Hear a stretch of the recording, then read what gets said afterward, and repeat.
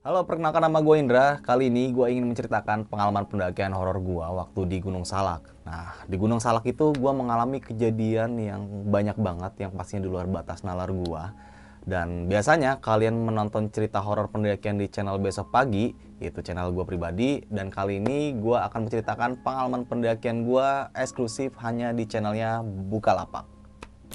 Tapi sebelum masuk cerita, gue ada info penting bagi kalian semua bahwasannya Bukalapak lagi mengadakan promo shopping jadi kebablasan. Kalian bisa mendapatkan potongan langsung sampai dengan 1,5 juta rupiah setiap jam 12 siang. Tapi ingat, periode promo ini berlaku dari tanggal 22 sampai tanggal 31 September 2022. Pas banget tuh tanggal-tanggal gajian. Kalian langsung aja di download aplikasi Bukalapak yang tersedia di Play Store atau App Store. Atau untuk lebih jelas dan detailnya, klik link yang ada di deskripsi buat belanja. Gunung Salak. Jadi Gunung Salak ini mempunyai historis sendiri bagi gua pribadi. Waktu itu gua mendaki bersama 5 teman gua, yaitu Nardi, Kocong, Baras, termasuk juga Mange pada saat itu, dan gua pribadi. Naik Gunung Salak ini memang tidak direncanakan ya. Jadi memang waktu itu gua sering banget mendaki Gunung Salak. Kalau misalkan libur sekolah, mengisi hari libur, itu mendaki Gunung Salak. Dan jalur yang gue pilih pada saat itu adalah salah satu jalur yang dulunya pernah digunakan untuk mengevakuasi pesawat Sukhoi. Jadi kejadian Sukhoi pada tahun 2012 dibuka jalur itu dan gue melalui jalur itu.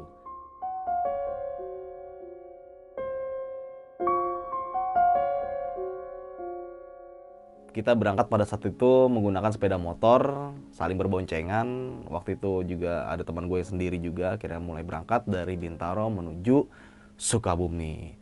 Nah, setelah sampai Sukabumi ini, kita singgah nih di tempat salah satu sesepuh lah ya. Di situ gue katakan sesepuh karena sebagai orang tua gue juga di sana. Kenapa gue bilang orang tua gue atau sesepuh di sana? Karena ketika gue mendaki Gunung Salak lewat jalur itu, gue selalu singgah ke tempat orang tua tersebut atau sesepuh tersebut. Nah, setelah gue sampai, akhirnya kita berbincang-bincang nih bersama Abah lah ya, gue katakan Abah, berbincang-bincang kalau kita ingin mendaki Gunung Salak keesokan harinya. Setelah kita berbincang-bincang seharian sampai semalaman suntuk, kita istirahat dan tibalah pagi. Pagi itu kita seperti biasa menyiapkan kembali persiapan pendakian, termasuk logistik dan peralatan nanti yang akan kita bawa untuk sampai ke atas Gunung Salak. Ya, seperti tenda dan segala macam, nesting dan segala macamnya harus kita persiapkan mungkin nih di bawah nih, supaya nanti di atas kalau ketinggalan ya nggak repot juga. Apalagi peralatan-peralatan pendakian itu penting banget bagi kita, apalagi perlengkapan pribadi buat kita tersendiri. Setelah semuanya selesai, akhirnya kita berpamitan sama Abah tersebut. Kita berpamitan, kita mulailah pendakian. Cuaca pada saat itu lumayan cukup cerah ya. Gua nggak menyangka kalau nanti di akhir perjalanan cuaca berubah begitu aja. Tapi pada intinya ketika gua mulai pendakian dari rumah Abah sampai ke batas vegetasi hutan, itu cerah banget. Nah, kita have fun banget waktu mendaki Gunung Salak, bercanda-canda, ngobrol-ngobrol, sampai pada akhirnya kita sampai di pintu rimba. Nah, di pintu rimba ini kita mulai ngeres sebentar, karena cuaca pada saat itu tiba-tiba berubah menjadi mendung banget dan kabutnya sangat pekat, pekat banget. Jarak sampai 4 sampai 5 meter itu kita udah nggak bisa ngelihat jaraknya. Itu sangat luar biasa banget Gunung Salak. Dan ini yang gue rasakan bukan gue aja yang ngerasainnya. Ketika orang berada di Gunung Salak, ada kabut Gunung Salak tersebut, itu memang pekat banget Gunung Salak. Dan menjadi kesan tersendiri bagi gue saat mendaki Gunung Salak. Oh, ini Gunung Salak tuh karakter gunungnya ya seperti itu. Setelah kita break lumayan cukup lama, akhirnya kita melanjutkan kembali. Pada saat itu belum turun hujannya, tapi mendung banget beserta kabut. Nah, sekedar informasi, kalau memang jalur yang pada saat itu gua mendaki memang masih ilegal, tapi sering dilalui oleh beberapa pendaki dan jalur jelas tidak tertutup lah ya. Nah, tapi alhamdulillah sekarang udah diresmikan oleh Balai Taman Nasional Gunung Salak sebagai jalur resmi pendakian Gunung Salak. Karena jalur yang gue pilih berbeda ini, gue belum tahu karakteristik jalur tersebut. Akhirnya di situ gue bertemu dua cabang, dan dua cabang ini gue agak bingung nih, memilih ke kiri atau ke kanan. Di situ teman gue nih si Kocong bilang kalau kita milih jalur ke kanan aja, kayaknya jalurnya cukup jelas. Kira jalan nih lewatin jalur ke kanan tersebut, sampai pada akhirnya tiba di salah satu titik kita bertemu lagi 3 percabangan. Yang satu ke bawah, yang satu lurus, dan satu ke kiri. Di sini kita agak bimbang ya semuanya ya. Kita harus memilih jalur yang mana nih. Karena memang balik lagi yang tadi gue katakan, kita belum pernah mencoba jalur yang kita laluin ini sebelumnya. Akhirnya pada saat itu turunlah hujan. Itu hujan sangat deras banget, berserta angin yang lumayan cukup kencang. Kita akhirnya memakai raincoat atau jas hujan, kita mempersiapkan mungkin se-safety mungkin supaya kita tidak drop nanti ketika di pendakian. Setelah kita semuanya udah safety memakai jas hujan, akhirnya kita melanjutkan perjalanan kembali nih. Nah, di perjalanan kembali ini kita memilih jalur yang lurus. Gua nggak tahu kenapa kita memilih jalur lurus. Waktu itu idenya siapa yang ngasih, udah kita jalur lurus aja. Gue jadi ngikut-ngikut aja. Jadi waktu itu gue sebagai orang yang di tengah-tengah. Yang di depan itu kalau nggak salah Kocong, kalau nggak Baras deh. Ya pokoknya itu gue lumayan cukup lupa karena udah lumayan cukup lama banget. Kita memilih jalur yang lurus tuh. Kita akhirnya jalan. Sampailah di salah satu titik yang bener-bener udah nggak ada jalur atau buntu. Kita diskusi pada saat itu dan memutuskan kita pukul mundur atau kita buka jalur. Karena ketika kita buka peta, atau waktu itu gue udah membawa Garmin, kalau kita buka jalur, ini jarak sampai di jalur pendakian yang lama nggak jauh nih. Tapi kalau kita pukul mundur atau kita balik lagi ke jalur yang semula, itu memakan waktu yang lumayan cukup lama. Ya di situ agak bimbang gimana kita buka jalur atau kita tarik mundur. Nah di sini ada beberapa teman gua yang bilang ya udah kita buka jalur aja, paling makan waktu ya 1-2 jam. Kalau kita tarik mundur itu memakan waktu sampai 3-4 jam, belum lagi nanti kita mulai pendakian lagi dari bawah. Dan di situ kita bimbang, akhirnya diputuskanlah suara yang terbanyak, akhirnya kita buka jalur nih. Oke, buka jalur pun dipilih.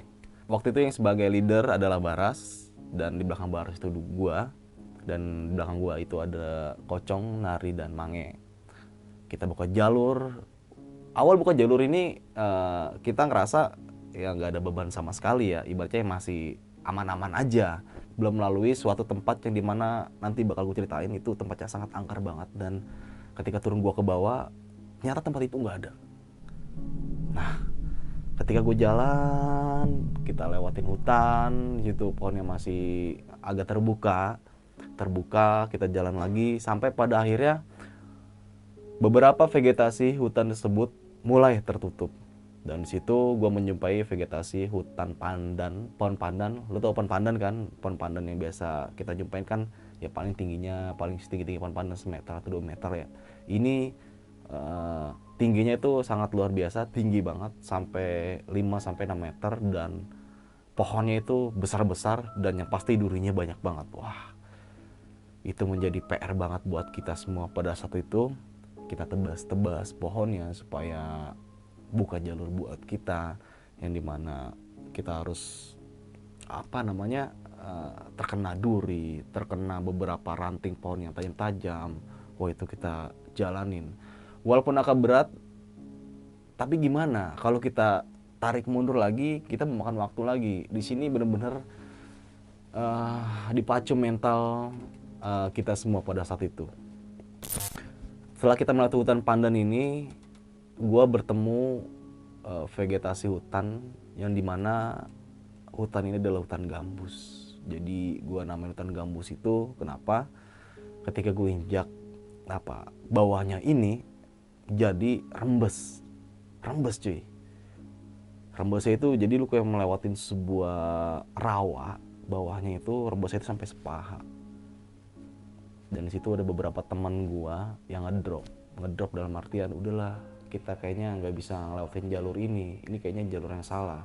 Tapi leader gua pada saat itu yaitu Baras mengatakan kalau kita dikit lagi sampai ke jalur yang lama, ya mau nggak mau kita saling menguatkan diri supaya kita tidak balik lagi pukul mundur ke belakang, dan itu memakan waktu yang cukup lama. Kita laluin tuh hutan gambus tersebut sampai pada akhirnya gue menemukan sebuah fenomena atau tempat yang gue lihat. Ada sebuah danau, danaunya ini danau mati. Kayak lu melihat sebuah danau, kubangan danau tuh, tapi nggak ada airnya. Dan itu semuanya di tengahnya ya, isinya itu beberapa pohon-pohon yang tumbang dan banyak ya kayak rawa-rawa gitulah. Dan yang gue ngerikan apa? Lumpur hidup. Satu, gue nggak tahu karakter medan yang gue laluin. Gue berpikir karena gue sering beberapa nonton film-film barat tentang survival gitu, lumpur hidup yang gue takutin pada saat itu muncul di pikiran gue. Di sini fisik, mental gue mulai diuji bersama teman-teman yang lain pada saat itu. Dan ada beberapa teman gue yang benar-benar drop parah, sampai pada akhirnya teror pun kita alami pada sore itu. Kita istirahat sejenak di tempat itu. Dalam kondisi yang tadinya gerimis berubah menjadi hujan yang sangat deras. Deras banget. Pokoknya sederas-deras hujan dengan angin yang begitu kencang. Mau mendirikan flashlight, yaitu terpal ya, kalau di sini terpal itu, tapi nggak ada wadahnya. Mau nggak mau kita bertahan ya menggunakan jas hujan aja. Dengan terdiam kita berlima menunggu hujan atau badai tersebut pergi. Nah, di sini teman gua si Kocong ini mengalami kejadian yang di luar batas nalar. Dia melihat ada seorang kakek-kakek. Jadi di seberang kita tuh dia melihat ada seorang kakek-kakek yang melambaikan tangan seakan-akan kayak menyuruh si Kocong itu untuk mendekatin dia. Nah, si Kocong ini langsung ngucap ke beberapa gogo pada tuh. Itu kondisi waktu hujan lebat ya. Lagi badai-badai hujan plus angin ini. Itu ada orang tua dibilanginnya. Si Kocong bilang kayak gitu. Itu ada orang tua. Lu, seberang sono no. Kayaknya kita disuruh ke sana deh. Gua tuh semuanya langsung sontak melihat Kocong dengan pandangan yang, wah ini orang ngaco nih. Wah ini orang ngaco nih. Gak ada siapa-siapa cuy di sana. Sepi kondisinya. Hujan, badai, angin kencang di tempat danau mati di tengah rawa yang kita nggak tahu kondisinya seperti apa pada saat itu rawanya, atau ada lumpur hidup atau enggak. Pokoknya ngeri banget lah. Langsung lah tuh si Baras nepok si Kocong. Udah, lu pokoknya gak usah ngeliat ke tempat itu lagi. Lu fokus nih ngeliat gua pada, jangan ngeliat kemana-mana. 5 menit lagi kita lanjut jalan. Gak tau kenapa setelah 5 menit ini hujan tuh udah mulai reda ya, walaupun masih ada rintik hujan. Akhirnya kita melanjutkan perjalanan kembali nih. Nah setelah kita melanjutkan perjalanan kembali ini, wah gue senang banget ketika si Baras itu bilang, akhirnya kita ketemu jalur yang lama nih. Wah di situ gue yang namanya rasa takut, rasa kayak masa gue tersesat sih di sini. Gimana kalau tersesat di gunung ini ya kan? Akhirnya udah hilang gitu aja. Lu tau nggak ketika gua buka jalur itu yang tadi estimasinya 1-2 jam, ternyata sampai berapa jam? Itu sampai makan waktu 4-5 jam. Gokil nggak? Tuh nggak gua sangka-sangka ya bisa terjadi hal seperti itu. Mungkin karena medannya cukup berat dan cuaca yang tidak mendukung. Ya gua berpikir seperti itu. Setelah kita sampai di jalur yang lama ini, kita ya akhirnya break lah ya kan, santai-santai. Terus salam-salaman, akhirnya kita berhasil juga nih. Nah, gua kiranya itu di jalur yang lama ini udah cukup lumayan di atas ya. Ternyata itu baru sampai pos 1, bre. Baru sampai pos 1. Dan itu masih beberapa pos lagi untuk kita mendirikan tenda. Mau gak mau, karena waktu udah lumayan cukup sore, waktu itu sekitaran jam 5:30 mau menjelang maghrib, dalam kondisi yang hujan-hujan rintik dan turun kabut juga, walaupun kabutnya belum terlalu pekat, ya mau gak mau kita melanjutkan perjalanan lagi. Karena kita nggak mau ketemu malam. Ya walaupun pada intinya kita ketemu malam juga. Singkat cerita akhirnya gue melanjutkan perjalanan kembali sampailah di pos 2. Nah di pos 2 ini kabut lumayan cukup pekat banget. Yang tadi gue sampaikan sebelumnya di awal pendakian. Jarak 1-2-3 meter itu kita udah nggak bisa ngelihat jarak pandang. Itu kondisi udah mulai menjelang jam 6:30 malam. Kita terus melanjutkan perjalanan kembali, dan di sini si Baras mengalami kejadian yang ganjil, di mana si Baras ini melihat salah satu sosok orang, raut wajahnya lumayan agak tua. Dia tidak memakai baju, cuma memakai kolor, tapi kolornya berwarna putih yang udah lumayan cukup banyak tanah gitu. Tidak memakai alas kaki. Dan sosok orang tua ini muncul di hadapan Baras tiba-tiba gitu aja. Jadi jarak beberapa meter dia muncul di hadapan Baras. Wah, di situ Baras langsung kaget, nengok ke belakang dan bilang ke gua, jangan ada yang ngelihat ke sebelah kanan. Kita fokus jalur kita aja ke arah lurus. Karena gua melihat kondisi Baras yang udah lumayan cukup aneh pada saat itu, ya akhirnya kita memutuskan untuk tidak menengok ke sebelah kanan. Kita fokus ke jalur lurus saja. Sampailah kita di pos 3. Ya, pos 3 ini salah satu tempat di mana kita mendirikan camp area. Gue berharapnya di pos 3 ini gue nggak mengalami kejadian-kejadian aneh ya, atau teman-teman gue itu mengalami kejadian yang aneh-aneh lah. Kita mendirikan tenda pada saat itu, hujan masih rintik-rintik juga. Setelah mendirikan tenda, kita membagi tugas, ada yang masak, ada yang bersih-bersih di dalam tenda tuh, membersihkan peralatan, packing-packing segala macam. Pada saat itu gue membuat api unggun untuk perapian supaya tetap kondisi tubuh kita tetap hangat, karena memang kita seharian di tempat hujan dan beberapa teman gue juga udah mulai kedinginan karena kondisi badannya itu masih pada basah ya kan. Gue bikin perapian pada saat itu. Akhirnya kita makan malam. Setelah makan malam kita diskusi sebentar bagaimana besok kita melanjutkan ke puncak atau tidak. Di situ diskusinya akhirnya diputuskan kalau misalkan cuaca keesokan paginya tidak membaik atau masih hujan juga, ya udah kita paksakan untuk turun aja. Setelah semua diskusi itu kelar, akhirnya kita tidur nih. Nah, di tengah malam ini teman gua ini si Nardi mengalami kejadian yang aneh lah ya. Yang tahu ini si Mange. Jadi tidur di tenda itu, gua itu di pintu tenda, samping gua itu Baras, sampingnya lagi Kocong, nah ini Mange, dan pojokan itu Nardi.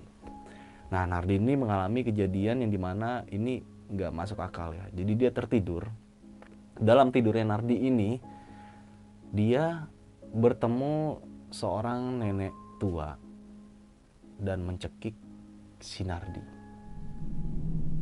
Ketika nenek tua itu mencekik si Nardi, Mange melihat kondisi si Nardi tersebut sedang memegang lehernya. Nah, akhirnya Mange terbangun. Ini agak kasar ya. Jadi si Nardi itu ditampar supaya terbangun dan sadar. Dan ketika bangun tersadar, si Mange pun bilang nih ke Nardi, lu kenapa? Nardi pun masih belum ngasih tahu ya apa yang dia alamin ketika malam itu.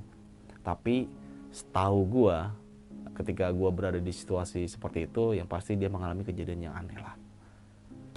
Ketika Mange bertanya dan Nardi tidak mengasih tahu apa yang dia alamin,